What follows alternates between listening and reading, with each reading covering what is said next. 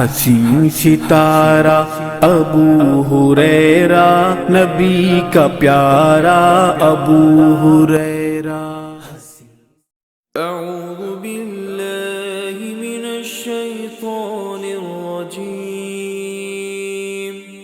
بسم اللہ الرحمن الرحیم۔ جو بھی حضرات اس پروگرام کو دیکھ رہے ہیں، سن رہے ہیں، ذرا یوٹیوب چینل کو سبسکرائب کرنا نہ بھولیں، اور تاکہ جو ہے براہ راست ہم آپ سے خصوصاً امت سے خطاب کر سکیں، براہ راست قوم کو فائدہ پہنچا سکیں۔ بس یہی مقصد ہے، دنیا کمانا کوئی مقصد نہیں ہے ہمارا، اللہ تعالیٰ بہتر جانتا ہے۔ تو سب سے پہلے میرے دوستو، میں آپ کو یہ بتانا چاہتا ہوں کہ علم میراث ایک خاص علم ہے جس کا تعلق انسان کی وفات کے بعد سے ہے۔ اسی لیے اللہ کے نبی صلی اللہ علیہ وسلم نے اسے اعلیٰ علم قرار دیا۔ دنیا کے اندر خاص کر علم شریعت میں بہت سارے علوم ہیں، علم تفسیر ہے، علم حدیث ہے، علم فقہ ہے، اصول فقہ ہے، اصول تفسیر ہے، بہت سارے علوم ہیں، علم قضاء ہے، افتاء ہے، سارے علوم ہیں۔ لیکن وراثت کو جو ہے نصف علم قرار دیا آپ صلی اللہ علیہ وسلم نے، کہ اس کا تعلق انسان کی زندگی کو دو حصوں میں تقسیم کر لو، ایک زندگی وفات سے پہلے کی، ایک وفات کے بعد کی۔ اس علم کا تعلق ہماری زندگی کے بعد ہے، جو ہماری کمائی ہوئی دولت یا ہمارے پاس جو کچھ ہے، موروثہ یعنی منقولہ جائیداد، غیر منقولہ جائیداد جو بھی ہے، اسے حقداروں تک پہنچانے کا معاملہ ہوتا ہے، اس کی کچھ تفصیلات ہوتی ہیں۔ ہر آدمی کچھ نہ کچھ دنیا میں رہتے ہوئے چھوڑ کے مرتا ہے۔ آج کے زمانے میں اگر آپ کو تعجب نہ ہو تو میں ایک بات بتاؤں، یہاں تک کہ ایک فقیر جسے ہم بھکاری کہتے ہیں، وہ بھی جب مرتا ہے تو اس کے پاس بھی کوئی نہ کوئی چیز، یہاں تک کہ وہ اکاؤنٹ ہولڈر ہوتا ہے، لوگوں کو تعجب ہوتا ہے اس کے مرنے کے بعد اس کے پاس اتنے پیسے تھے کیا۔ یہ سب جو ہے خاص کر آج کے زمانے میں کوئی بھی انسان مرتے ہوئے خالی ہاتھ نہیں بھرتا، کوئی بھی چیز کم ہو یا زیادہ ہو، وہ ساری چیزیں علم میراث میں اس کا نام ترکہ ہے۔ جو انسان چھوڑ کے مرتا ہے اس کا نام ترکہ ہے، اس کے کچھ حقدار ہوتے ہیں۔ تو آپ صلی اللہ علیہ وسلم فرمایا کہ علم میراث سیکھو، کس کے لیے کیا حق ہے، کتنا حق ہے، کون وارث ہے، کون غیر وارث ہے، کون جو ہے محروم ہو سکتا ہے، کون جو ہے کس کا حق برابر ہمیشہ ملتے رہے گا، کون وہ لوگ ہیں جن کا حق کبھی ملے گا، کبھی نہیں، کبھی حق پورا ملے گا، کبھی حق میں کمی آئے گی، جسے ہم حجب کہتے ہیں، محجوب ہونا، محروم ہونا، نقصان ہونا اپنے حق کے اندر، یہ تمام تفصیلات ہیں۔ تو یہ علم بہت اہم ہے، نازک بھی ہے۔ لیکن مجھے اور ایک حدیث یاد آئی جس میں آپ صلی اللہ علیہ وسلم نے فرمایا تھا کہ یہ علم جو ہے سب سے پہلے اٹھا لیا بھی جائے گا اور بھلا دیا جائے گا۔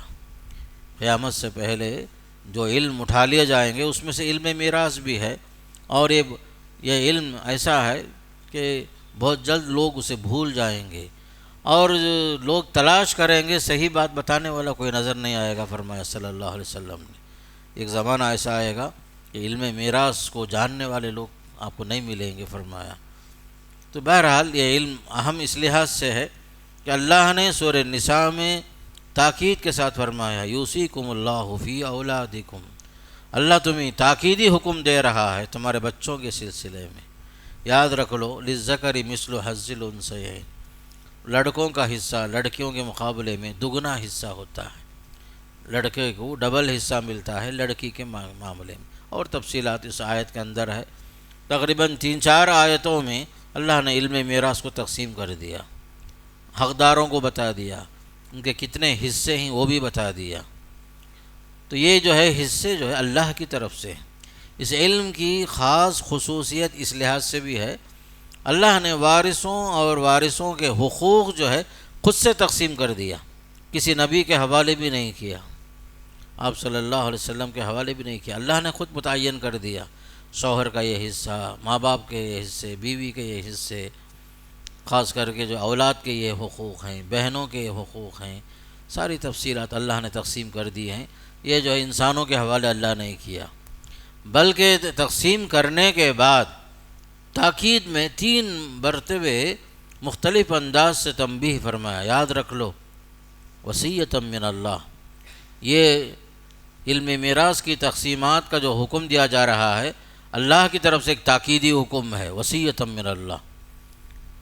وصیت کسے کہتے ہیں؟ آپ کو معلوم ہے، مرنے سے پہلے آدمی کچھ نصیحت کر کے جاتا ہے، کچھ وصیت کر کے جاتا ہے کہ میرے مرنے کے بعد فلاں فلاں کام آپ کو کرنا ہے اور میری دولت میں فلاں فلاں کو دینا ہے، کچھ وعدے بھی ہوتے ہیں۔ تو وصیت جو ہے تاکیدی حکم کا معنی رکھتا ہے، تاکیدی حکم ہے، تو فرمایا وصیۃ من اللہ، یہ حکم جو ہے اللہ کی طرف سے تاکیدی حکم ہے یہ۔ اور ایک آیت میں فرمایا فریضۃ من اللہ، یہ اللہ نے فرض کر دیا ہے، اس کے اندر جو ہے انسان کو کوئی دخل نہیں ہے، اللہ نے متعین کر دیا، فرض کر دیا، آپ کو کرنا ہی ہے ہر حال میں۔ فرض کے معنی کیا؟ ہر حال میں کرنا ہی ہے، اسے آپ چھوڑ نہیں سکتے، کسی کو محروم نہیں کر سکتے، منمانی تقسیم نہیں کر سکتے، جس کو چاہے دے دیے، جس کو چاہے محروم کر دیے، یہ کام بھی نہیں کر سکتے آپ۔ فرمایا فریضۃ من اللہ۔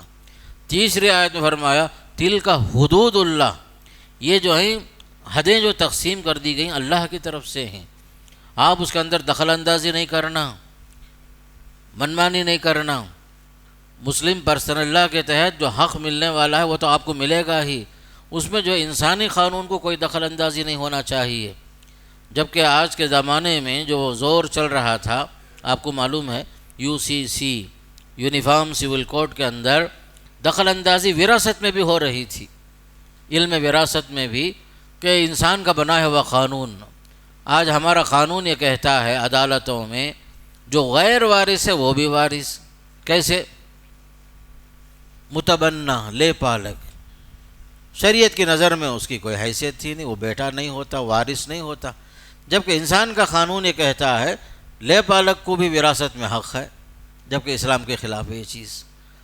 اللہ نہ کرے یہ قانون اگر نافذ ہوا، غیر وارث وارث ہو جائے گا، اور اسلامی شریعت کی دھجیاں اڑائی جائیں گی کہ متبنہ جو کوئی بھی ہے، باہر کا آدمی ہے جس کو آپ نے پال لیا ہے، اپنے محبت کے خاطر، بچے نہیں تھے، آپ نے اس کو لے پالک بنایا، لیکن جو ہے اسے جو ہے حقدار بنانے کر یا اسے بیٹے کی طرح اسے حق دینے کا معاملہ نہیں ہے شریعت میں، لیکن UCC کے تحت وہ بھی وارث ہو جاتا ہے۔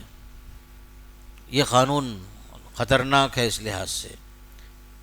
ایک لحاظ سے یہ بھی یاد رکھو، UCC کے نقصانات میں سے سب سے اہم نقصان، شریعت کا معاملہ ہمارے سامنے جان سے بڑھ کر عزیز ہے، ہمارے لیے ہماری جان سے بڑھ کر ہماری شریعت عزیز ہے۔ اگر UCC نافذ ہوتا ہے تو آپ کو خلاف شریعت عمل کرنا پڑے گا، خلاف شریعت عمل کرتے ہیں تو آپ مسلمان نہیں رہے، اگر آپ نے اس پر عمل کیا تو آپ جو ہے آپ کا اسلام خطرے میں پڑ جاتا ہے۔ اگر آپ اسلامی قانون پر عمل کرنا چاہتے ہیں تو حکومت کی نظروں میں آپ جو ہے باغی ٹھہراتے ہیں۔ اس طرح کی نزاکتیں، اس طرح کی خطرناکیاں ہیں، اللہ ایسی نوبت نہ لائے۔ خاص کر ہندوستان کے اندر ہمارے مسلم پرسنل لاء کا تحفظ بہت ضروری ہے، اس میں خصوصاً وراثت کا معاملہ بھی ہے۔ اور ہماری شریعت میں بیوی کا حق الگ ہے، ماں کا حق الگ ہے، بیٹی کا حق الگ ہے، لیکن UCC کے اندر جب کسی کی وفات ہو جائے، ماں، بیٹی، بہو تینوں اگر ہیں مثال کے طور پر وارثین میں، سب کو ایکول درجہ، سب کو ایکول حصہ، جبکہ ماں کا حصہ شریعت میں چھٹا حصہ ہے، اس سے بڑھ کر نہیں۔ بیوی کا حصہ اولاد ہونے کی صورت میں چوتھا حصہ 1/4، اگر بچے اگر نہیں ہیں بولے تو 1/4، بچے ہیں بولے تو 1/8، 8واں حصہ ہوتا ہے، جبکہ UCC کے اندر ایکول، ماں کو بھی، بہو کو بھی، بیٹی کو بھی، بیوی کو بھی، سب کو جو ہے ایکول درجہ ہے۔ یہ سب قانون کی، خاص کر انسانی قانون کے اندر یہ جھول ہی جھول ہیں، نقصانات ہی نقصانات ہیں، تو یہ سب مشاکل ہیں۔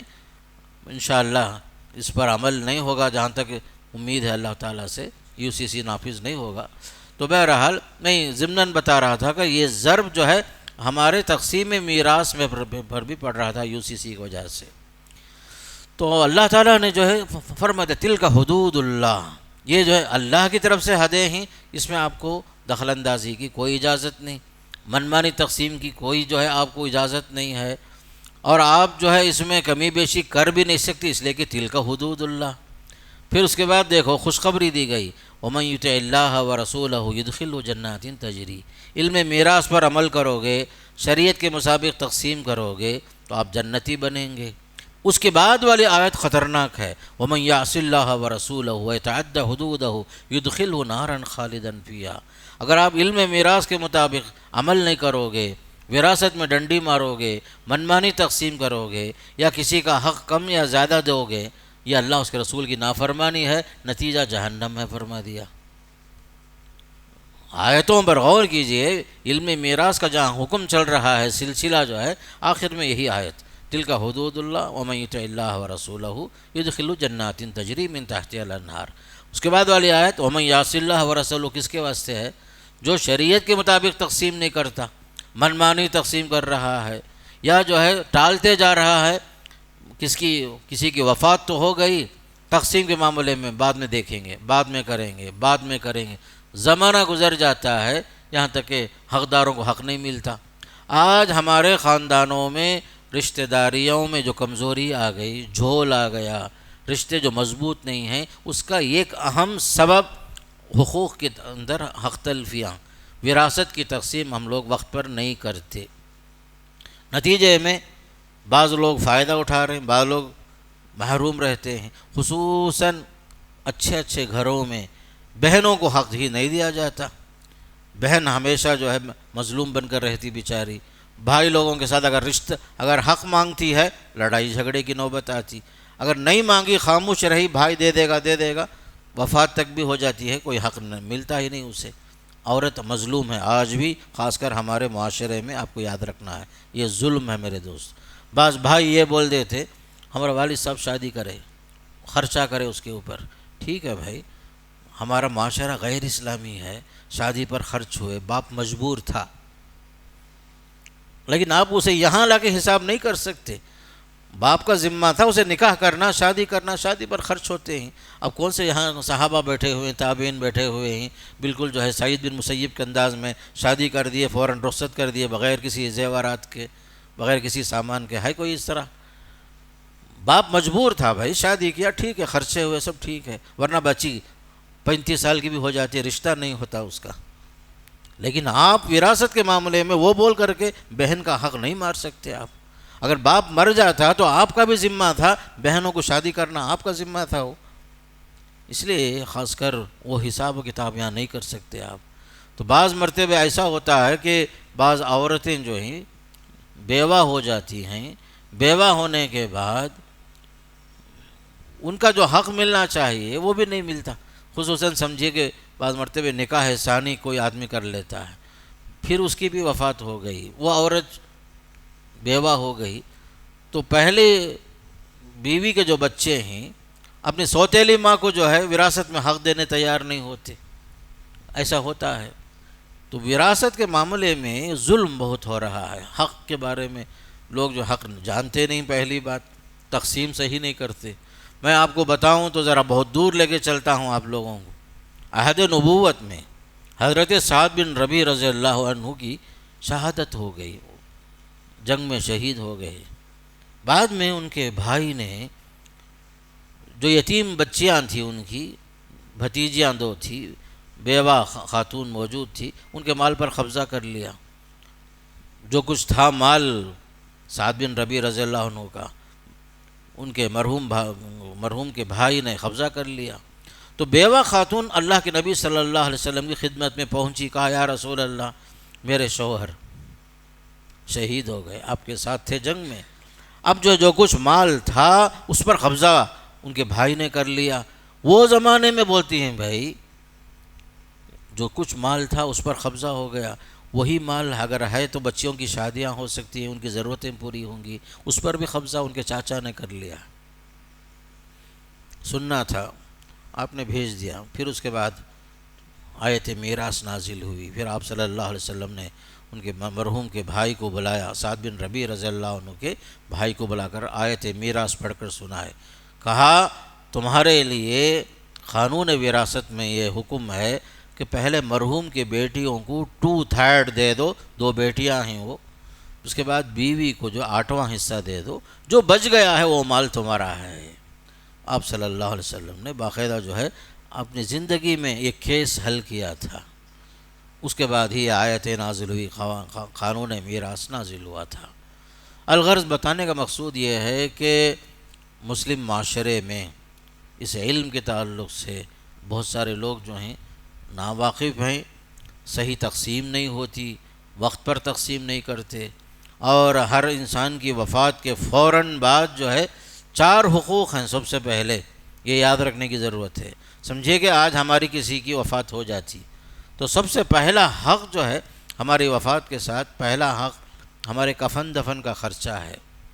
ہر میت کے ساتھ کفن دفن کا خرچہ، اگر کوئی وارث تیار ہو گیا، کوئی رشتہ دار تیار ہو گیا، بعض اللہ والے ایسے بھی ہوتے ہیں اپنی وفات سے پہلے کفن دفن کا خرچ اٹھا کے بھی رکھتے ہیں، ایسے بھی اللہ والے گزرے ہیں کہ کسی پر بوجھ نہیں بننا، غیرت کا معاملہ۔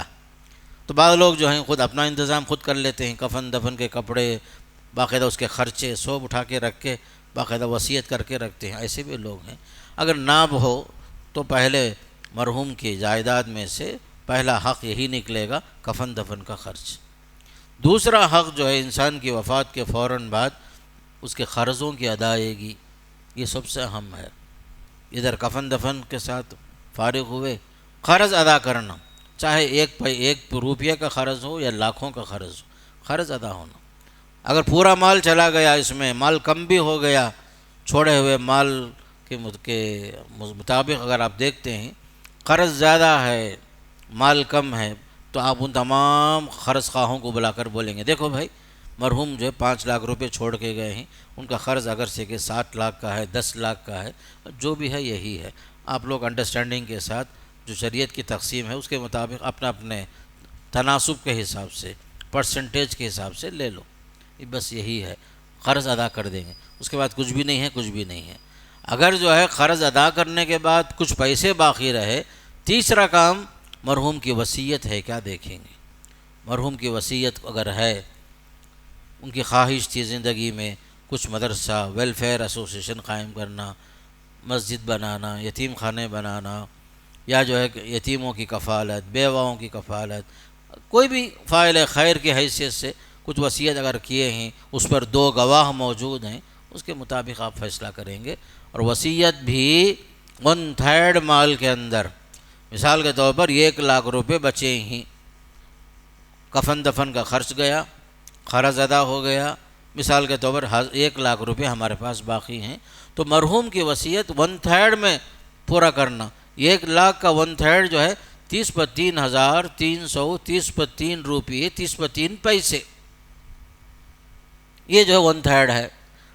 اگرچہ کہ وصیت جو ہے 40,000 کا بھی ہے، سمجھو 40 نے بس 30/3,000 روپے ہی نکالیں گے، اگرچہ کہ وصیت بڑھ کر بھی ہے، پورا نہیں کریں گے، 1 ثلث، 1/3، 1/3 جو ہے وصیت میں سے نکال کر جو انہوں نے کیا تھا وصیت وہ پوری کریں گے۔ چوتھا حق جو ہے وصیت کے بعد مال بچ گیا ہے تو وارثوں میں تقسیم کریں گے، یہ ہوتا ہے عام طور پر۔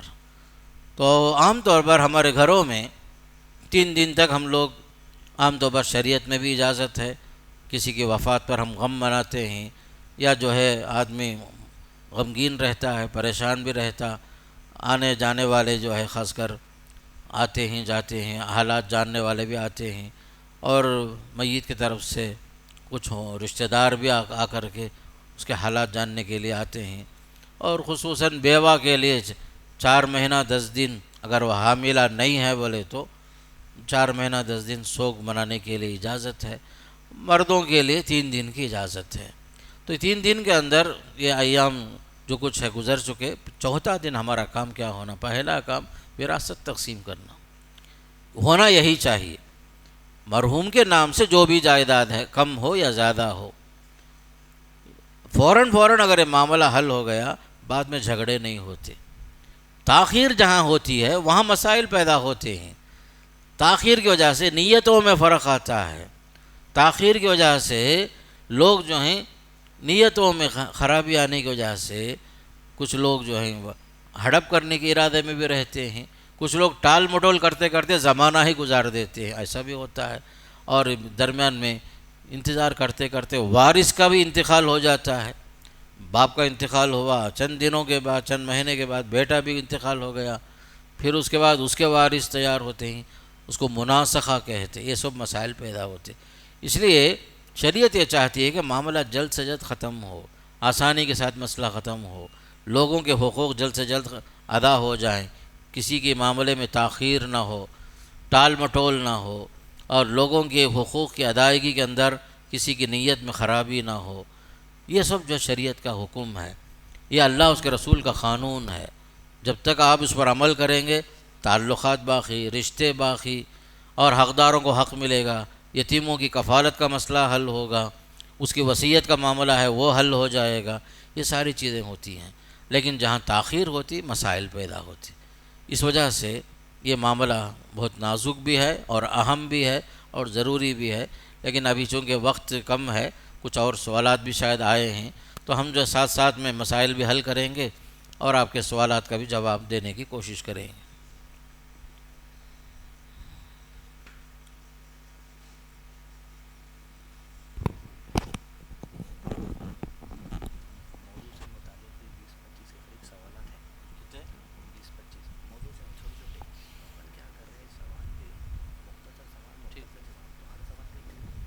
جلدی جلدی بولو، ٹھیک ہے۔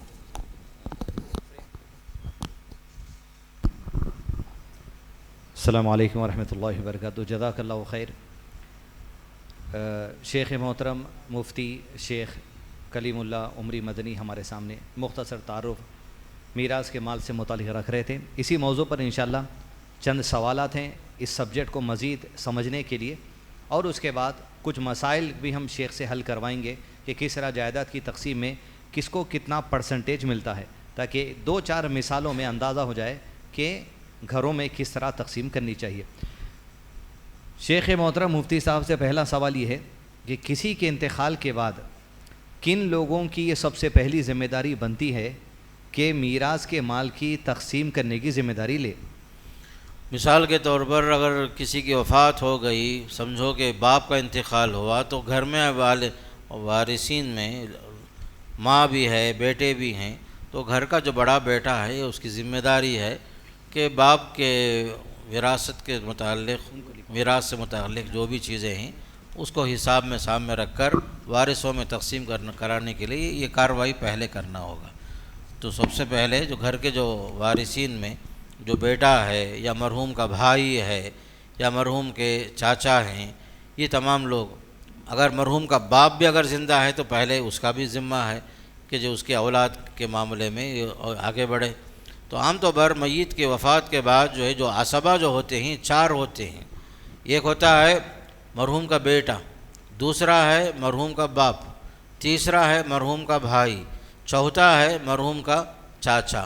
یہ 4 جو ہیں عصبات ہوتے ہیں، ان کی ذمہ داری ہے کہ یہ لوگ آگے بڑھ کر معاملے کو حل کرنے کے لیے آگے بڑھیں۔ مرحوم کا باپ، بیٹا، بھائی، چاچا، یہ ترتیب یاد رکھ لو۔ یہی ترتیب ہے سب سے پہلے عصبہ نسبیہ بولتے ہیں اسے۔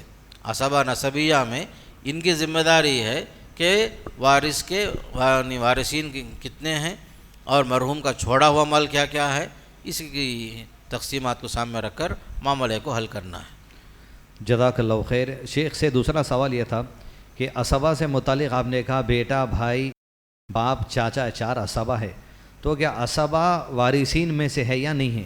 عصبہ جو ہے وارثین میں سے نہیں آتا، اصحاب فرائض الگ ہیں، عصبہ الگ ہیں۔ اصحاب فرائض 12 ہیں، مردوں میں سے 4، عورتوں میں سے 8۔ عصبہ کہتے ہیں اس مرد کو جس کا رشتہ میت سے قریبی ہے اور میت کے چھوڑے ہوئے مال کو، باقی مال کو سمیٹنے والا، اس کا نام عصبہ ہے۔ تو عصبہ کبھی جو ہے باپ بن جاتا ہے، باپ کبھی عصبہ بنتا ہے۔ اگر اولاد موجود ہے تو اولاد اپنا حصہ لے لیتی ہیں، وہاں عصبہ کی ضرورت نہیں پڑتی، باپ اپنا چھٹا حصہ لیتا ہے۔ لیکن عصبہ کی حیثیت سے جو پورا مال سمیٹنے والا، جو کچھ باقی مال لینے والا، وہ جو ترتیبات کے حساب سے سب سے پہلے آپ کو جیسے میں بتایا تو باپ بھی عصبہ بنتا ہے۔ اگر وارثوں میں اگر بیٹا ہے تو بیٹا جو ہے جو کچھ چھوڑا ہوا مال ہے اس کا دگنا حصہ لیتا ہے اپنی بہن کے مقابلے میں۔ اگر بیٹا نہ ہو، باپ ہے تو باپ چھٹا حصہ بھی لے گا، پورا باقی مال جو ہے وہ بھی لے گا۔ اگر باپ بھی نہیں ہے، بیٹا بھی نہیں ہے، مرحوم کا بھائی ہے، تو مرحوم کا بھائی مرحوم کے وارثین میں سے بیوی کو اس کا حق دینے کے بعد، بیٹیوں کو اس کا حق دینے کے بعد، بھائی جو ہے چھوڑے ہوئے مال کو حاصل کر لیتا ہے، اس کا نام بھی عصبہ، وہ بھی عصبہ ہے۔ اور چوتھے نمبر پر چاچا، جیسے میں آپ کو بتایا، چاچا نہ ہو تو پھر ترتیب میں دوبارہ آتا ہوں، بیٹا ہے کیا دیکھیں گے، بیٹا نہیں، پوتا ہے کیا، پوتا نہیں، پڑ پوتا نہیں، لکڑ پوتا نہیں، جکڑ پوتا، ترتیبات ایسے جانا۔ یہ لوگ کوئی بھی نہیں ہے۔ پھر اس کے بعد عصبہ میں باپ نہیں ہے، پھر اس کے اوپر دادا نہیں ہے، پردادا نہیں، لکڑ دادا نہیں، جکڑ دادا۔ یہ جو ہے ترتیب آپ اوپر سے۔ تیسرے نمبر پر بھائی نہیں ہے، بھتیجے ہیں کیا وہ دیکھیں گے۔ بھائی کے اندر دو قسمیں ہیں، ایک سگا بھائی ہوتا ہے اور ایک اللاتی بھائی ہوتا ہے، باپ شریک بھائی، اسے اللاتی بولتے۔ تو بھائی موجود ہے تو اللاتی بھائی محروم ہو جاتا۔ باپ کے بعد بھائی اگر نہیں ہے، اس کے اولاد ہے کیا، بھتیجے ہیں کیا وہ دیکھیں گے۔ بھتیجا عصبہ بنتا ہے، بھتیجی عصبہ نہیں بنتی، یاد رکھ لو، بھتیجا عصبہ بنتا ہے، بھتیجی کو کوئی حصہ نہیں ہے شریعت میں۔ چوتھے نمبر پر چاچا ہے کیا دیکھیں گے۔ چاچا نہیں ہے، چاہے وہ آپ کے والد کے چھوٹے بھائی ہوں یا آپ سے بڑے والد کے بڑے بھائی، جسے ہم تایا کہتے ہیں، یہ سب چاچا میں آ جاتے ہیں۔ تو چھوٹے چاچا، بڑے تائی سب آ جاتے ہیں اس میں۔ تو وہ اگر نہیں ہے تو ان کی اولاد ہیں کیا دیکھیں گے، چاچا زاد بھائی۔ پھر یہ تمام رشتے جو ہے خاص کر کے جو شریعت نے جو بتائے ہیں، یہ لوگ عصبہ بنتے ہیں۔ جزاک اللہ خیر۔ تیسرا سوال شیخ سے یہ ہے وصیت سے متعلق، ایسا کوئی بھی انسان وصیت کرنا ہے زندگی میں تو وصیت کی مناسب عمر اس کے لیے کیا ہے؟ کیونکہ جیسا نوجوان ہے، ابھی نوکری پہ چڑھا یا کاروبار کرنا شروع کیا، پیسے ابھی آمدنی آنا شروع ہوئی، تو کس ایج میں، کس زندگی کے موقع پہ وصیت کرنے کا ارادہ آدمی کر لینا؟ وصیت کے لیے کوئی عمر مقرر نہیں ہے۔ وصیت کے لیے شرط نہیں ہے کہ آدمی معمر ہو، مرنے سے پہلے کرے، نہیں۔ حدیث میں آتا ہے، اللہ کے نبی صلی اللہ علیہ وسلم فرماتے ہیں کہ ہر آدمی سونے سے پہلے اس کی وصیت اس کے تکیے کے نیچے لکھی ہوئی ہونی چاہیے۔ اس میں کوئی حد بندی نہیں کہ عمر کیا ہونی چاہیے۔ آپ کی خواہش ہے کہ اللہ مجھے دولت سے نوازے گا تو میں ضرور جو ہے فلاں نیک کام کروں گا، فلاں کام کروں گا۔ آپ کے جو نیک ارادے ہیں، جو آپ بعد میں کرنا چاہ رہے ہیں، اگر موت حائل ہو گئی تو آپ کی دولت میں سے 1/3 حصہ جو ہے آپ کی وصیت کی تنفیذ کے لیے کام آئے گی۔ وصیت کے لیے کوئی عمر مقرر نہیں ہے، بلکہ آپ صلی اللہ علیہ وسلم نے تاکید کے طور پر فرمایا ہر آدمی سونے سے پہلے اپنی وصیت کو تکیے کے نیچے رکھ کر باقاعدہ جو ہے سو جائے۔ پتہ نہیں جو سونے کے بعد آدمی اٹھے گا نہیں اٹھے گا، اس لیے کہ نیند بھی جو ایک موت ہوتی ہے۔ اسی لیے آپ صلی اللہ علیہ وسلم یہاں تک فرمائے وصیت پہلے سے تک مکتوب ہونا چاہیے، تحریر میں ہونی چاہیے۔ اگلا سوال ہے، کیا وصیت وارثین کے لیے کر سکتے؟ حدیث کے مطابق لا وصیت لوارثین، وارثوں کے لیے کوئی وصیت جائز نہیں ہے۔ اگر کوئی کر بھی دیا تو وہ وصیت نہیں چلتی، وہ وصیت قابل عمل نہیں ہے، قابل تنفیذ نہیں ہے، اس لیے کہ وصیت غیر وارث کے لیے ہوتی ہے۔ مثال کے طور پر جیسے بتایا ہمیں 4 مرد اور 8 عورتیں ہیں جو اصحاب الفرائض، جو جن کا حصہ مقرر ہے پہلے سے، ان کو اصحاب فرائض کہتے ہیں۔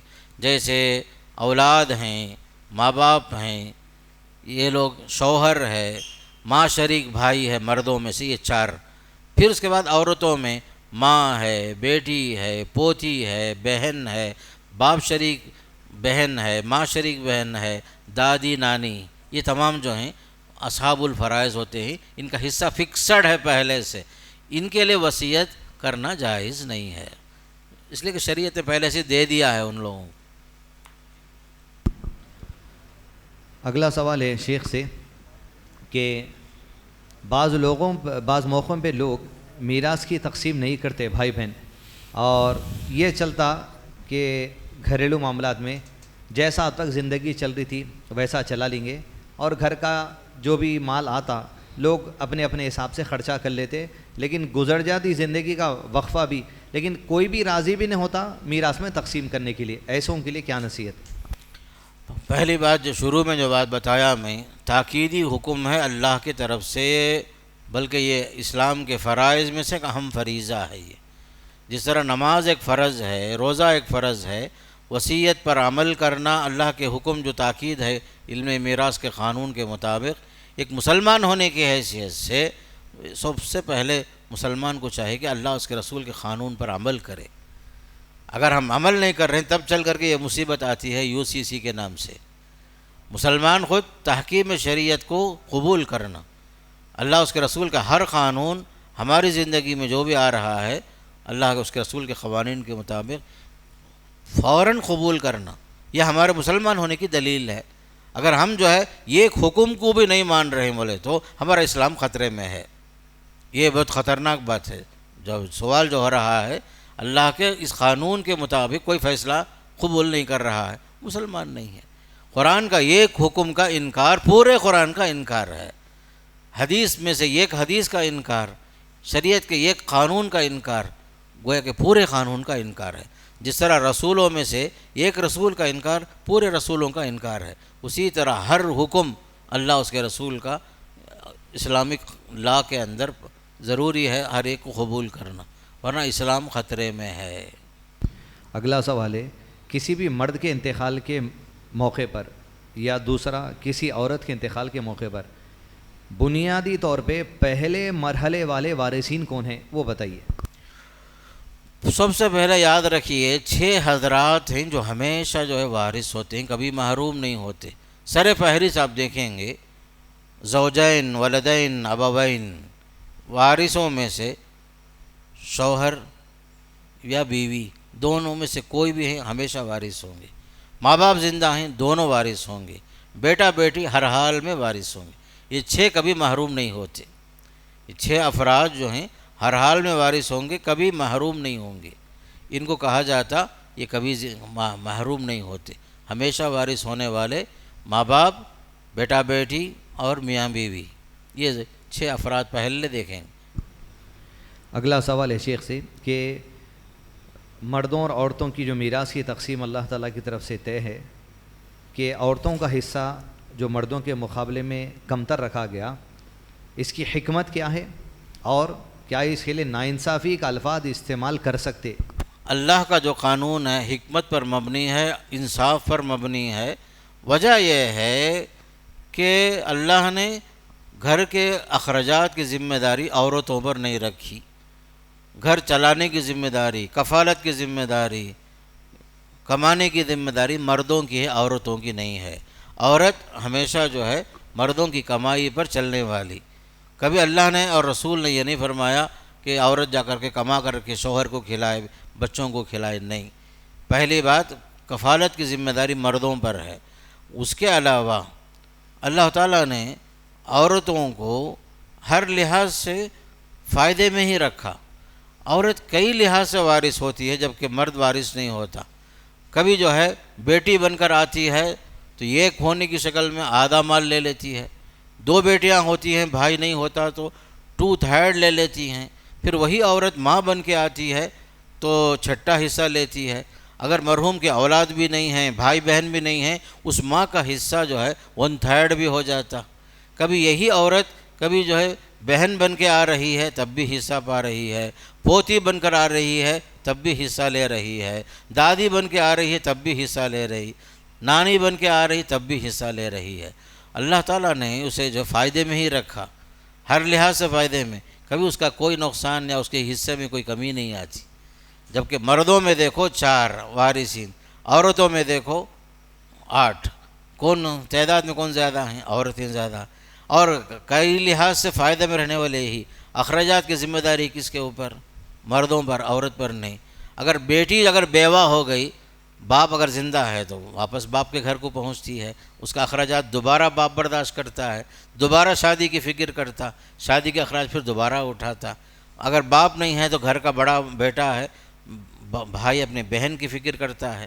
تو کہیں بھی دیکھ لو اللہ تعالیٰ نے عورت کو جو ہے مردوں کے تابع رکھ کر، نگرانی میں رکھ کر ان کی کفالت آخر تک ان کی حفاظت کا معاملہ مردوں کے حوالے ہے. عورتوں پر کچھ بھی نہیں ہے، فائدے میں ہی عورت.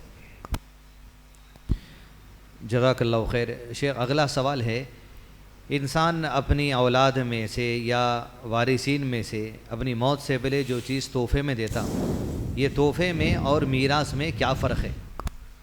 وراثت وہ ہے جو آدمی کی وفات کے بعد اس کا مال تقسیم ہوتا ہے، اسے میراث کہتے ہیں۔ زندگی میں آدمی جو ہے اپنے ثوابدید کے مطابق جو تقسیم کرتا ہے اسے ہبہ کہتے ہیں۔ ہبہ کرنا، ڈونیٹ کرنا بولتے ہیں۔ یہ ڈونیٹ جو ہے اس کی دو قسمیں ہیں۔ ایک قسم وہ ہے آدمی اپنے ثوابدید کے مطابق بیٹوں کو اور بیٹیوں کو برابر برابر دیتا ہے، یہ بھی جائز ہے۔ کبھی جو ہے شریعت کے مطابق، وراثت کے مطابق بیٹوں کو دگنا دیتا ہے اور بیٹیوں کو سنگل حصہ دیتا ہے، وراثت کے مطابق، یہ بھی جائز ہے۔ تیسری ایک صورت ہے ڈونیٹ کرنے کے معاملے میں کہ اولاد کے مابین کمی بیشی کے ساتھ بھی دیتا ہے باپ۔ کوئی بیٹا بیمار ہے، معذور ہے، اپاہج ہے، باقاعدہ جو ہے مجبور ہے اور غریب ہے مثال کے طور پر، تو اس بچے کو باپ کچھ زیادہ بھی جو ہے دے رہا ہے دوسروں کے مقابلے میں، یہ بھی باپ کے لیے جائز ہے۔ یہ بے انصافی نہیں بلکہ باپ کی ثوابدید کے مطابق ہے۔ باپ اگر چاہتا ہے تو زندگی میں ہبہ بھی کر رہا ہے، ضرورت پڑنے پر واپس بھی لے سکتا ہے، یہ ہبہ میں باپ کو جائز ہے۔ مثال کے طور پر دے دیا، پھر ضرورت پڑی واپس لیا، یہ باپ کو جائز ہے، لیکن کسی اور کے لیے جائز نہیں ہے ڈونیٹ کرنے کے بعد واپس لینا۔ بلکہ اس کی مثال حدیث میں یہ دی گئی، العائد فی ہبتہ کالعائد فی خیئہ، ہبہ کرنے کے بعد دوبارہ واپس لینے والا، گفٹ دے دیا دوبارہ واپس مانگ رہا ہے، تو اس کی مثال ایسے جیسے کتا ہے خے کرنے کے بعد چاٹتا ہے۔ یہ دوسروں کے واسطے، لیکن باپ کو حق ہے اپنا دیا ہوا مال ضرورت کے موقع پر، مجبوری کے موقع پر اس میں سے کمی بیشی بھی کر سکتا، لے بھی سکتا، کسی کو زیادہ بھی دے سکتا، کسی کو کم بھی دے سکتا، اپنی ثوابدید اور ضرورت کے اعتبار سے۔ لیکن چوتھی ایک شکل یہ ہے کہ باپ بعض بچے جو نافرمان ہوتے ہیں، تکلیف دے دیتے ہیں، غصے میں آ جا کر محروم کرنا چاہتے ہیں، اسے آخ کرنا بولتے، یہ شریعت میں جائز نہیں ہے۔ زندگی میں بعض بچوں کی طرف سے ماں باپ کو تکلیف پہنچتی، باپ کی مرضی کے بغیر شادی کر لیے، برادری سے ہٹ کر شادی کر لیے، یا جو ہے کسی کرسچن لڑکی سے شادی کر لی، باپ کو پسند نہیں، ایسے بہت سارے واقعات ہمارے گھروں میں ہوتے ہیں۔ باپ ناراض ہو جاتا، خاندان کا مسئلہ، عزت کا مسئلہ بول کر میں اسے آخ کر دیا، میرے وفات کے بعد اسے کوئی ایک کاڑی بھی نہیں دینا، اسے میرے جنازے میں آنا نہیں، میرے صورت نہیں دیکھنا، میں اسے الگ کر دیا، یہ سب بولتے غلط ہے۔ اللہ تعالیٰ جو ہے یہ حق آپ کو نہیں دیا ہے، آخ کرنے کا حق آپ کو اللہ نہیں دیا ہے، آخ نہیں کر سکتے۔ ہو سکتا ہے بعض اولاد سے آپ کو تکلیف پہنچی، عند اللہ اس کا مواخذہ ہوگا، اللہ تعالیٰ اس کا جو ہے آپ کو صحیح بدلہ دے گا اور اس لڑکے کو سزا دے گا، اللہ تعالیٰ دے گا۔ لیکن شریعت کے معاملے میں باپ کو یہ حق نہیں ہے کسی کو دے کر کسی کو عمدن محروم کرنا۔ مثال طور پر بعض لڑکیاں، میں شرم کے بغیر بول رہا ہوں، تقریباً 8 لاکھ سے لڑکیاں، 8 لاکھ سے زائد لڑکیاں، مسلم لڑکیاں جو ہے گھر چھوڑ کر غیروں کے پاس بھاگ چکی ہیں، مرتد ہو چکی ہیں۔ مسلم خاندانوں کے لیے بہت بڑا دھبا ہے میرے دوست۔ اب ایسے گھروں میں لڑکی جب گھر سے باہر بھاگ جاتی ہے تو عزت کا مسئلہ، ماں باپ جو ہے بہت بے عزت ہو جاتے، ذلیل ہو جاتے، غصے میں آ کر اس وقت یہ سب فیصلے کرتے کہ وہ بچی کی وجہ سے ہماری عزت چلی گئی، فلاں چلی گئی، ہم جو ہے صورت دکھانے کے لائق نہیں رہے، اس کا میرے سے کوئی تعلق نہیں، ایسا بول کر کچھ فیصلے کر لیتے۔ غلطی ہے، میں مان رہا ہوں، لیکن وراثت کے معاملے میں باپ کو یہ حق نہیں ہے کسی کو بے دخل کرنے کا۔ دینے والا اللہ ہے، آپ کون ہیں روکنے والے؟ رہا مسئلہ بچے کی طرف سے زیادتی ہوئی، بہت بڑا صدمہ پہنچا، یہ بالکل صحیح ہے، لیکن پھر بھی اس کے باوجود بشر کو یہ حق نہیں ہے اللہ کی تقسیم میں دخل اندازی کرے۔ یہ ہے معاملہ۔ جی جزاک اللہ خیر۔ اگلا سوال ہے شیخ کہ اولاد کی تقسیم میں باپ جو ہے سو ان کی ضرورت کے حساب سے ان کو تحفہ دے سکتا، ہبہ کر سکتا، اور دوسرا اصول یہ بھی آپ جیسا بتائے کہ انصاف کے ساتھ تقسیم کرنا۔ بسا اوقات ایسا ہوتا کہ بچے کی قابلیت کے حساب سے باپ کو خرچہ کرنا پڑتا ہے۔ ایک بچے کی قابلیت ہے ڈاکٹر بننے کی، اس کے پیچھے 25 لاکھ 30 لاکھ لگ جاتے۔ دوسرے بچے کی قابلیت نہیں ہے، اس کو انجینئرنگ کرا رہے، اس کا کام 5 سے 10 لاکھ میں ہو جاتا۔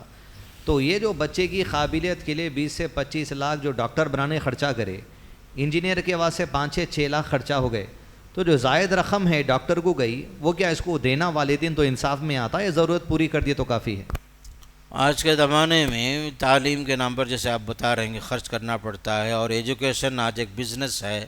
مجبوری میں بعض بچے قابل ہیں، لائق ہیں پڑھانے کے لیے، کچھ اخراجات بڑھ جاتے ہیں، تو باپ جو ہے اپنے بچوں سے ان کی مرضی کے مطابق اور ان سے اجازت لے کر ہی یہ کام کرے کہ یہ بچے کو میں پڑھا رہا ہوں، چونکہ یہ اس کے نمبرات اچھے ہیں، یہ قابل بھی لائق بھی ہے اور اس فیلڈ کے لائق ہے، اس لحاظ سے میں خرچ کر رہا ہوں۔ تو ایک صورت یہ ہوگی، اجازت اگر لے لیے بچوں سے تو اس میں انشاءاللہ کوئی مواخذہ نہیں ہوگا باپ سے۔ باپ جو فیصلہ کرتا ہے اپنی ثوابدید کے مطابق کرتا ہے اور دور اندیشی کے مطابق کرتا ہے، اور بچوں کو بھی جو ہے باپ سے بدظن نہیں ہونا چاہیے۔ پہلی بات ہے کہ باپ کا جو مال ہے وہ اس کا مال ہے، اور وہ اپنی عمر کے حساب سے، اپنے تجربے کے حساب سے جو کچھ وہ کر رہا ہے، اور بچوں کو بھی اسے نظر انداز کرنا اور اسے سمجھنا کہ اس میں حکمت ہے، اللہ مجھے جو ہے مجھ سے کچھ اور کام لے گا، جو کام اس سے لے رہا ہے شاید اس سے وہ اس کے لائق ہے، میرے کام میری قابلیت کے حساب سے میرے والد جو مجھ پر خرچ کریں گے وہ میرے لیے مناسب ہے، بول کر بچے خود ذرا انڈرسٹینڈنگ میں آ جانا، اور یہ نہیں سمجھنا کہ ناانصافی ہو رہی ہے۔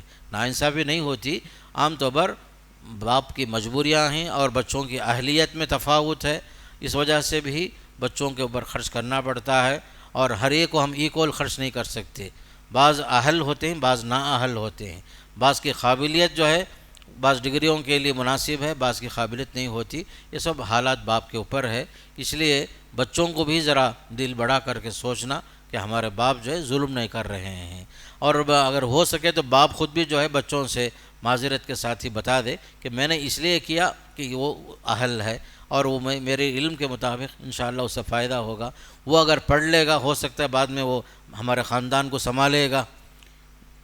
اس لیے سورہ نساء کی آیت ہے، لا تدرون ایہم اقرب لکم نفعا آباؤکم وابناؤہم لا تدرون ایہم اقرب لکم نفعا، آپ لوگ نہیں جانتے تمہارے باپ میں سے تمہارے بچوں میں سے کون تمہارے لیے فائدہ مند ہوگا، سوائے اللہ کے کوئی نہیں جانتا۔ یہ ہے قرآن کے اندر ہے کہ آپ لوگ نہیں جانتے کہ کس سے فائدہ زیادہ ہوگا، اس کے تحت کچھ مجبوریاں بھی ہوتی ہیں، اس لیے باپ کو آپ لوگ جو ہے نظر انداز بھی کرنا بعض چیزوں میں، ان کی حکمتوں کو سمجھنا، یا جو سمجھنے میں نہیں آئے تو اسے یہ نہیں سمجھنا کہ ظلم ہوا ہے۔ ہاں مجھے ایک حدیث یہ بھی یاد آئی، بعض مرتبہ دینے دلانے میں عمدن کسی کو محروم کرنا یہ بھی جائز نہیں ہے، عمدن کسی کو محروم کرنا، جیسے نعمان بن بشیر والی حدیث مشہور ہے، انہوں نے حضرت بشیر نے حضرت نعمان کو ایک غلام ڈونیٹ کرنے کا ارادہ کیا، تو ان کی والدہ نے، حضرت نعمان کی والدہ نے کہا میں راضی نہیں ہوں، یہاں تک کہ آپ اللہ کے رسول کو گواہ بناؤ۔ پہنچے حضرت بشیر اللہ کے نبی صلی اللہ علیہ وسلم کے پاس، تو آپ نے پوچھا حضرت بشیر سے، اے بشیر آپ کی اولاد میں نعمان کے علاوہ اور بھی ہیں؟ کہاں ہیں رسول اللہ؟ تب آپ نے بتایا اعدلوا بین اولادکم، بچوں میں عدل کرو، انصاف کرو، کسی کو دینا کسی کو محروم کرنا جائز نہیں۔ رہا مسئلہ تفاوت کا، جسے پہلے جو بتایا ہمیں وہ الگ چیز ہے، اس کی بھی مثال ہے ہمارے پاس، بخاری میں ایک حدیث ہے جہاں باپ اپنے ثوابدید کے مطابق کمی بیشی کے ساتھ دیتا ہے، وہ الگ چیز ہے۔ یہاں بالکل لیا محروم کرنا، یہ کو دیے یہ کو محروم کر دیے، وہ جائز نہیں، اس پر آپ نے فرمایا عدل کرو، انصاف کرو، اگر تم یہ چاہتے ہو کہ تمہارے ساتھ معاملات میں سب بچے برابر ہوں، انصاف کرنے کے معاملے میں، تمہارے ساتھ حسن سلوک کرنے کے معاملے میں، کسی کو دے کر کسی کو محروم نہ کرو، بلکہ آپ نے یہ فرمایا لا اشہد علی جور، میں جو ہے کسی ظلم پر گواہ نہیں بنوں گا، بلکہ باقاعدہ جو ہے فرمایا کہ باقاعدہ اس کو واپس کرو، دوسرے بھائی بھی ہیں سب کو ایکول دو، یہ چیز ہے یاد رکھنے کی چیز۔ جزاک اللہ خیر۔ شیخ اگلا سوال ہے، لے پالک کے نام سے جو لوگ بچوں کو پال لیتے، وہ تو وارثین میں سے نہیں ہیں، آپ درس میں بتا دیے۔ اب سوال یہاں پر یہ ہے کہ لے پالک اگر لڑکی ہے تو جو آدمی اس کو پالا اس کے لیے کیا پردے کے احکامات ہے، کب تک ہے؟ اور لے پالک اگر لڑکا ہے تو جو عورت پالی اس کو، اس کے لیے پردے کے احکامات کب تک ہے اور کیسے رہیں گے؟ لے پالک لڑکا ہو یا لڑکی ہو، یہ سب مسائل بعد میں پردے کے آتے ہی ہیں، حجاب کا مسئلہ آتا ہی ہے اس میں، اس لیے خاص کر لے پالک کا جو حکم ہے شریعت میں، وہ آپ کا بیٹا نہیں ہوتا، وہ آپ کا وارث نہیں ہوتا، اور وہ بالغ ہو جائے تو اس سے حجاب کا حکم بھی ہے، پردے کا حکم بھی ہے، اور اس بچے کو اپنے باپ کے نام کے ساتھ منسوب کرنے کا حکم آیا۔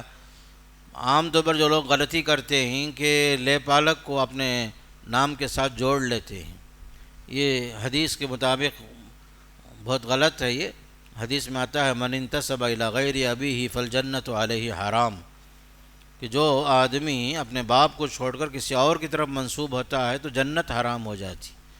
اسی لیے قرآن میں بھی حکم آیا ادعوہم لآبائہم، ان بچوں کو ان کے باپوں کے نام کے ساتھ پکارو، هو اقسط عند اللہ، یہ اللہ کے پاس انصاف کے مطابق بہت اہم چیز ہے۔ اس لیے لے پالک جو ہے بیٹا نہیں ہوتا، زیادہ سے زیادہ اسے وصیت کر سکتے ہیں، جیسے شروع میں بتایا میں کہ ہمارے مال میں 1/3 اس بچے کو جائے، یہ جائز ہے۔ اور لڑکی اگر ہے، آپ نے اسے پال لیا ہے، آپ کا ذمہ ہے آخری تک اسے شادی کر کے دینا، یہ آپ کا ذمہ ہے۔ لڑکا اگر ہے، بالغ ہو گیا، بالغ ہو کر اپنے تعلیم میں لگا ہوا ہے، اس کا خرچہ برداشت کر رہے ہیں، یہ سب آپ کا احسان ہے اس کے اوپر۔ بلوغت کے بعد خرچ کرنا کسی پر واجب نہیں ہے، یہاں تک کہ باپ بھی اگر یہ کہے اولاد سے آپ بالغ ہو چکے ہیں، اب میرا ذمہ آپ کے اوپر سے ختم ہے، تو بچے کو چاہیے کہ اپنی تعلیم کا خرچہ خود برداشت کرے، بلوغت تک باپ کا ذمہ ہے۔ تو اسی طرح لے پالک بھی اسی طرح، بلوغت تک آپ نے پالا پوسا پڑھایا سب کچھ کیا، پھر اس کے بعد وہ اپنے قدم پر کھڑا ہو کر خود جو ہے انتظام کر رہا ہے، تعلیم بھی کر رہا ہے، نوکری بھی کر رہا ہے، پارٹ ٹائم جاب کر رہا ہے، یہ اس کا ذمہ ہے۔ وہ البتہ کوئی لوگ احسان کے ساتھ معاملہ سے شادی بھی کرا دیتے ہیں، لے پالک لڑکے کا لڑکی کا، یہ احسان کا معاملہ ہے بس۔ جزاک اللہ خیر۔ شیخ اگلا سوال یہ ہے، آدھے سوالات آپ لوگوں کو بعد میں دیجیے۔ اگلا سوال یہ ہے کہ کوئی انسان کے مرنے کے موقع پر یا مرنے کے بعد انسان جو کاروباری ہے، دکان چلاتا ہے، یا اس کا کوئی پارٹنر ہے، اس کا کوئی انویسٹر ہے جس میں 1 سے 2 لوگ مل کے پیسے لگا کے کاروبار چلاتے، دوسرا انسان کے قرضے ہیں اس کے ساتھ، تو مرنے کے بعد جو کاروباری لین دین میں بقایا رقم تھی انہیں حق ادا کرنے کی، اور جو قرضہ تھا، یہ دونوں کی شکل ایک ہی ہے یا دونوں کی شکل میں گنجائش ہے؟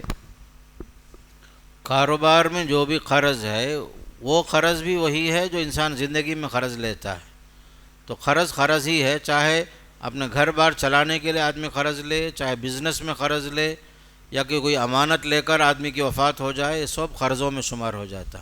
پہلے اس کی ادائیگی ہوگی، پھر اس کے بعد ترکہ وغیرہ تقسیم ہوگا۔ اس میں سوال یہ بھی ہے شیخ، اضافہ کاروبار سے متعلق، کاروبار کے لیے قرض لیا اور دیگر یہ دونوں امور ایک ہے، لیکن کاروبار میں کسی کو پیسہ دینا باقی ہے، یعنی کسی سے سامان خریدتا تھا، بیچتا تھا، اس کے پیسے سامان کے دینا باقی ہے، یہ شکل بھی قرض میں آتی کیا؟ قرضوں میں چاہے وہ کیش کی شکل میں ہو یا سامان کی شکل میں ہو، کوئی بھی چیز جب تک مال باقی ہے، تو حدیث میں آتا ہے اگر کسی کا مال ہو بہو ایسے باقی ہے، مثال کے طور پر یہ سیل فون ہے، وفات ہو گئی اور وہ مال جب اصلی شکل میں موجود ہے تو اس کا جو مالک ہے وہ اس کا زیادہ حقدار ہے۔ اگر مال اصلی شکل میں ہو تو وہ اپنا مال واپس لے لے گا۔ اگر وہ مال مل گیا ہے دیگر مالوں کے ساتھ مل کر، دیگر قرض خواہوں کے ساتھ، وہ بھی ایک قرض خواہ ہوگا، اور قرضوں کی ادائیگی کی جو ترتیب ہے اس میں وہ اپنا حصہ لے گا۔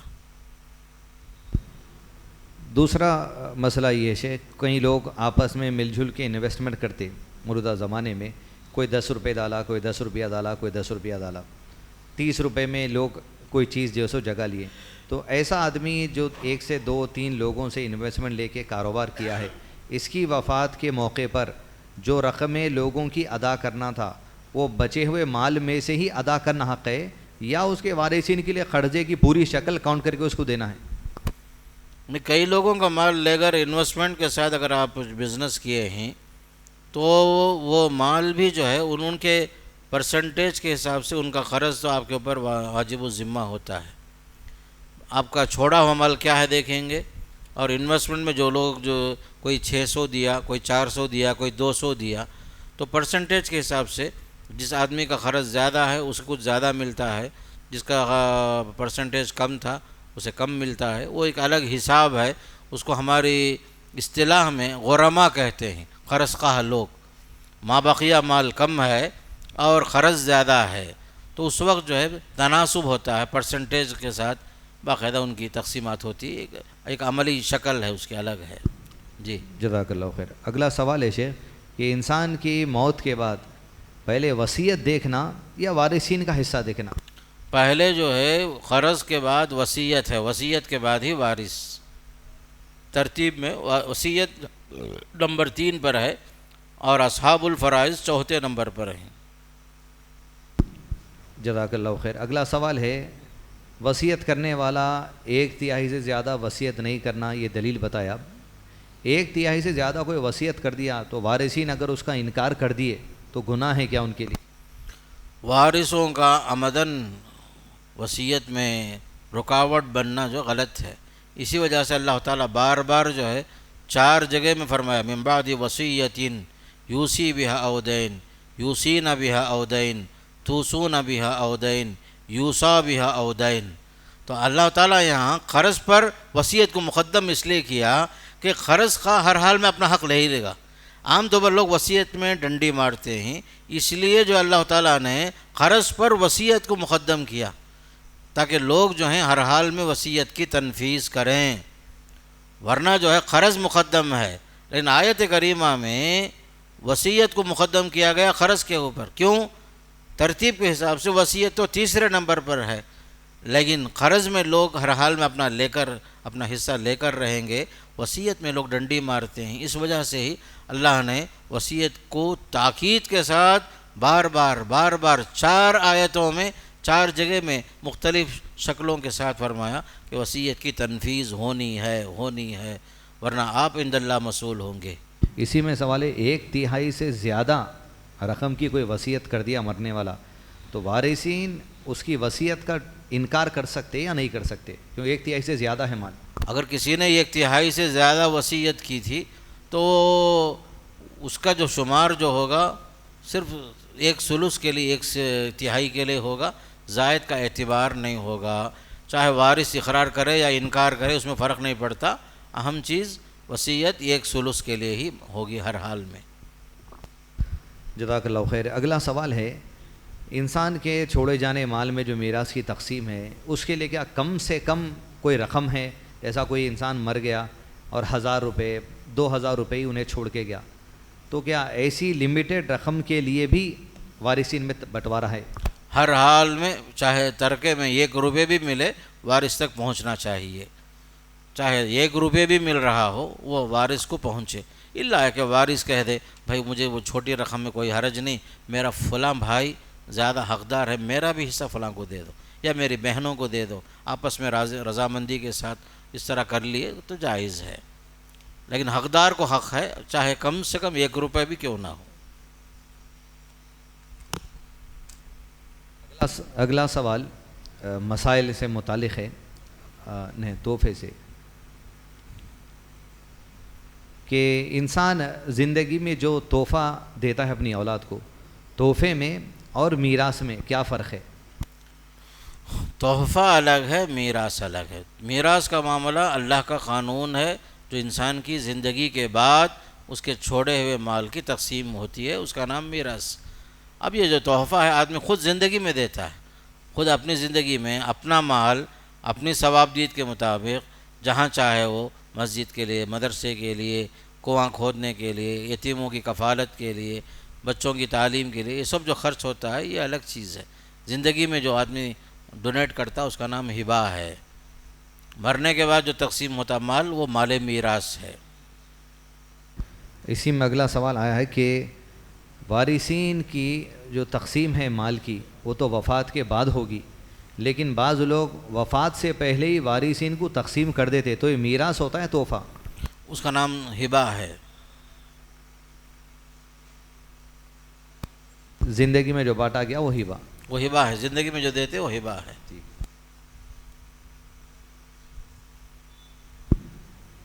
6 بھائی ہیں اور 1 بہن ہے تو کیا پوری میراث کا مال پورے بھائی مل کے بہن کو اپنی رضامندی سے دے سکتے؟ کیا یہ جائز ہے؟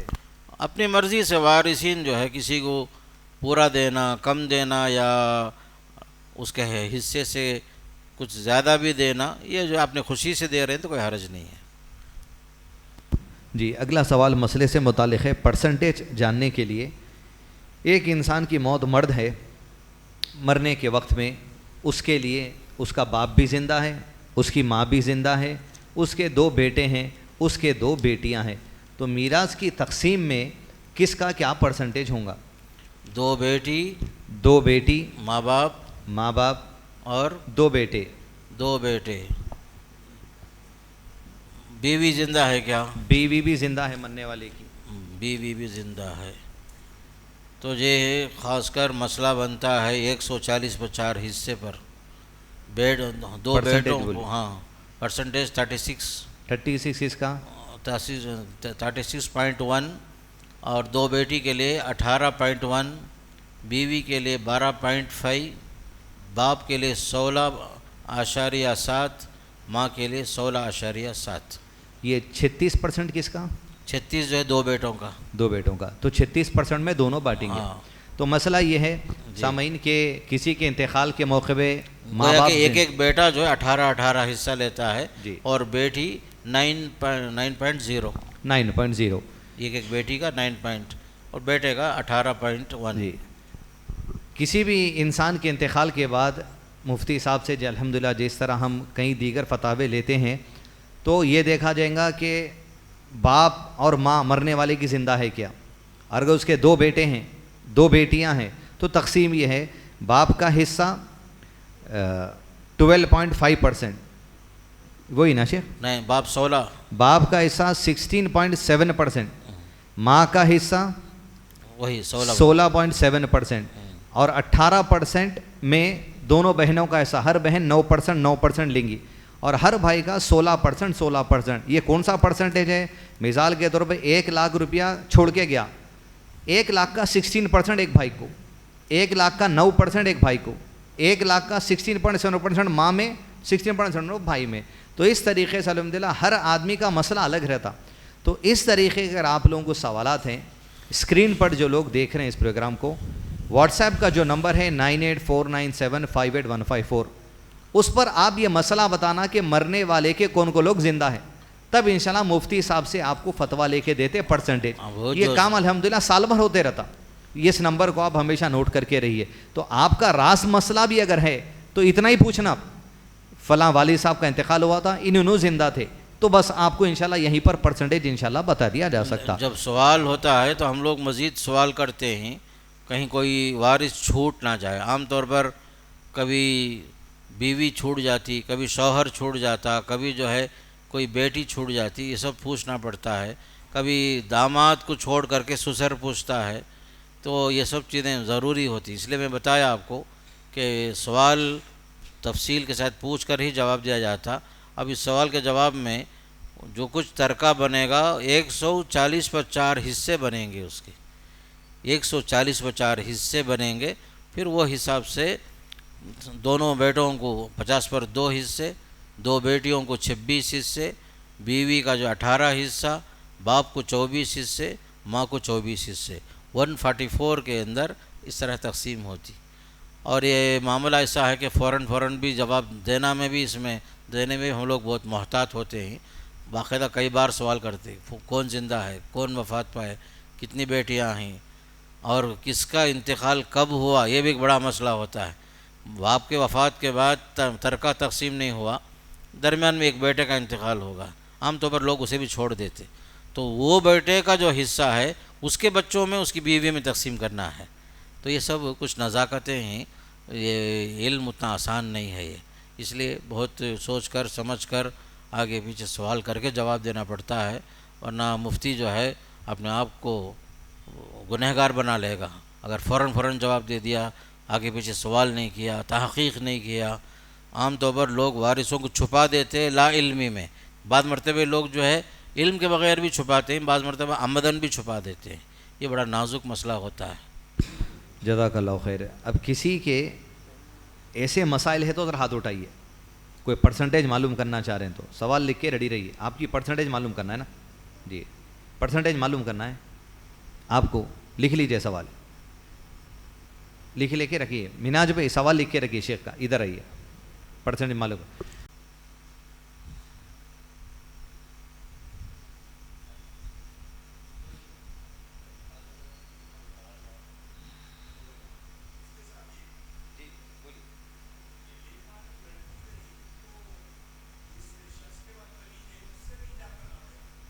اگر وہ بالغ ہو گئی اور وہ جو ہے اس کی قریبی رشتہ داروں میں سے نہیں آ رہی ہے، نسبی رشتوں میں سے، رضاعی رشتوں میں سے، تو خونی رشتوں میں سے نہیں آ رہی ہے، تو اس سے بھی حجاب تو شرعی حکم تو ہے ہی، حجاب کا حکم تو عام ہے۔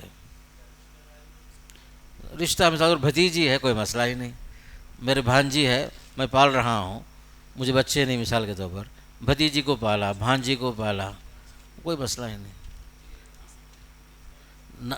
ہے۔ نام نہیں بدلنا، نہیں بدلنا، جس بچے کا باپ ہے وہ بچے اس کی طرف منسوب ہوگا، پھر بھی شریعت کا حکم وہی ہے، ہم جو ہے انسان کے قانون کی طرف نہیں جائیں گے، اللہ کا قانون مقدم ہے۔ ادعوہم لآبائہم، اگر فإن لم تعلموا آباءہم فإخوانکم فی الدین، مثال طور پر بس بچے جو ہیں وہ لاوارث ہیں، کسی نے لا کر کے گمنام جگہ میں لا کے رکھ کر کے چھوڑ کر چلے گئے، ایسے بہت سارے بچوں کے ساتھ ہوتا ہے، پیدا ہوئے معصوم بچے رہے تھے، لا کر کے چھوڑ کے چلے جاتے، ہسپتالوں میں چھوڑ کے غائب ہو گئے، تو ایسی صورت میں فإن لم تعلموا آباءہم فإخوانکم فی الدین، تمہارے دینی بھائی ہوئے، وہ ابن عبداللہ، ابن امۃ اللہ، کس کا بیٹا؟ عبداللہ کا بیٹا، بس اس جگہ میں عبداللہ کیونکہ آپ کو نہیں معلوم ہے، لیکن پھر بھی آپ اپنا نام نہیں لکھیں گے، یہ بول رہا ہوں، یہ ابن عبداللہ ہے، یہ بنت عبداللہ ہے، بنت امۃ اللہ ہے، بس اتنا جی ہی۔ شیخ، دو اہم سوالات ہیں، ایک کیا دودھ شریک بھائی بہن بھی وارثین میں سے ہے کیا؟ دودھ اس میں وہ لوگ وارث نہیں ہوتے، رضاعت میں جو رشتہ ثابت ہوا بس حرمت کا رشتہ، احترام کا رشتہ، نکاح کا رشتہ وغیرہ ہوتا ہے، لیکن دودھ کے رشتے کی وجہ سے رضاعی ماں، رضاعی بہن، رضاعی باپ یہ سب وارث نہیں ہوتے، احترام بس، باپ ہے باپ، ماں ہے، بھائی ہے، احترام۔ اگلا سوال ہے شیخ، زنا سے پیدا ہونے والی جو اولاد ہے وہ اس کو زنا کرنے والے کا اس کو باپ کا نام دیا جائے گا کیا؟ اور پھر کیا اس کے مال کا انہیں بھی وارث بنتا؟ زنا کی اولاد جو ہے جس سے یہ پیدا ہوا اس کی طرف منسوب تو ہوگا، ابن زنا، ولد زنا کے نام سے جس کا نطفہ ہے اس کی طرف منسوب ہوگا، الولد للفراش، جس بستر پر بچہ پیدا ہوا اس کا بچہ ہوگا، وہ اس کی طرف منسوب ہوگا، لیکن وراثت میں وہ محروم ہوگا۔ زنا جو ہے رکاوٹ ہے وراثت میں، 3-4 رکاوٹیں ہیں، اس میں سے اہم رکاوٹ زنا، یہ بھی ایک اہم رکاوٹ ہے، چونکہ اسلامی نکاح نہیں ہوا، زنا سے پیدا ہوا، اگرچہ کہ اس عورت سے بعد میں شادی ہو گئی، شادی سے پہلے عورت حاملہ ہو گئی تھی، تو پھر بھی وہ بچہ ولد زنا ہی ہے۔ شادی سے پہلے ناجائز تعلقات پر جو بچے پیدا ہوئے پھر بھی وہ ولد زنا ہی کہیں گے، وارث نہیں ہوگا وہ، اللہ کہ وصیت کر گیا، 1/3 میں وصیت ہے، باپ کو وہاں گنجائش ہے، لیکن بیٹے کی حیثیت سے نہ یہ جو ہے حق جتا سکتا، نہ وہ باپ جو ہے اپنے بچے سے حق جتا سکتا، ولد زنا ہی ہے۔ اور کیا پوچھے؟ کہ وراثت میں ہے اور کس کے نام سے رہیں گا، کیا باپ وہی منسوب ہوں گا یا بعض علماء کی رائے آئی اگر کہ وہ ماں کے نام سے منسوب؟ باپ اگر معروف ہے تو باپ کی طرف منسوب ہوگا، اگر باپ غیر معروف ہے، ماں معروف ہے تو ماں کی طرف بھی منسوب ہوگا، اگر باپ مجہول ہے، معلوم نہیں ہے، ایسا۔ جیسے حدیث میں ہے کہ قیامت کے دن باپ کے نام سے اٹھائے جائیں گے، تو اس کے لیے یہی ہے اصول ہے؟ اصول تو وہ ہے، لیکن دنیا میں پہچاننے کے واسطے وہ فلاں کا بیٹا ہے، فلاں کا بیٹا ہے، اتنا ہی، ورنہ قیامت کے دن اللہ کے پاس ہر مخفی چیز ظاہر ہو جائے گی، کوئی چیز وہاں پر غائب نہیں رہے گی، ہر چیز ظاہر ہو جائے گی۔ وارث نہیں ہوگا ولد زنا ہونے کی وجہ سے، اگر وہ ولد زنا ہے تو وارث نہیں ہوگا، ماں کا بھی نہیں ہوگا۔ زنا رکاوٹ ہے، اور ایک چیز بول رہا تھا میں، قتل رکاوٹ ہے، غلامی رکاوٹ ہے، اگر باپ نے بیٹے کو قتل کیا، بیٹے نے باپ کو قتل کیا، بھائی نے بھائی کو قتل کیا، تو قتل ایک رکاوٹ ہے، غلامی ایک رکاوٹ ہے، اس طرح کی رکاوٹیں، اختلاف دین اختلاف، مثال طور پر بیٹا مسلمان باپ کافر، باپ کافر بیٹا مسلمان، اختلاف مذہب جو رکاوٹ ہے، یہ بھی یاد رکھو، بہت اہم چیز ہے کہ 4 رکاوٹیں: دین کا اختلاف، قتل، پھر اسی طرح جو ہے غلامی، اور یہ کیا بولا، ہاں زنا، یہ سب جو رکاوٹیں بن جاتی ہیں۔ نسب کا رشتہ ثابت ہونا نکاح کے ذریعے سے، نسب جو ثابت ہوتا ہے نکاح سے ہوتا ہے، زنا سے نسب نہیں ہوتا کسی کا بھی۔ جزاک اللہ خیر واحسن الجزا۔ دیکھیے مثال بتانے کے لیے ایک مسئلہ بیان کیا گیا تھا، کچھ لوگوں کے جائیداد کی تقسیم کے مسائل ہیں، شیخ سے نماز کے بعد پرسنلی آپ ملیے، کیونکہ شیخ کو سوال کرنا رہتا اس میں، سوال کر کے آپ نماز کے بعد انشاءاللہ شیخ محترم جواب لے سکتے، یا جماعت کو کچھ وقت ہے تو آپ وہ شیخ سے سوال کر لیجئے پرسنلی۔ شیخ سے میں تہہ دل سے شکریہ ادا کرتا ہوں کہ ہمارے کہنے پر، ریکویسٹ کرنے پر آپ الحمدللہ یہاں پر وقت دیے، اور علم ویراث جو اٹھا لیا جائے گا وہ الحمدللہ اللہ کی ہدایت سے ہم تک آپ پہنچائے۔ بہت بہت شکریہ، جزاک اللہ خیر واحسن الجزا، صلی اللہ علی نبینا محمد وعلی آلہ وصحبہ وسلم تسلیما کثیرا۔ مزید علماء اور مقررین کے بیانات سننے کے لیے ہمارے YouTube چینل کو سبسکرائب کیجیے۔ جزاک اللہ۔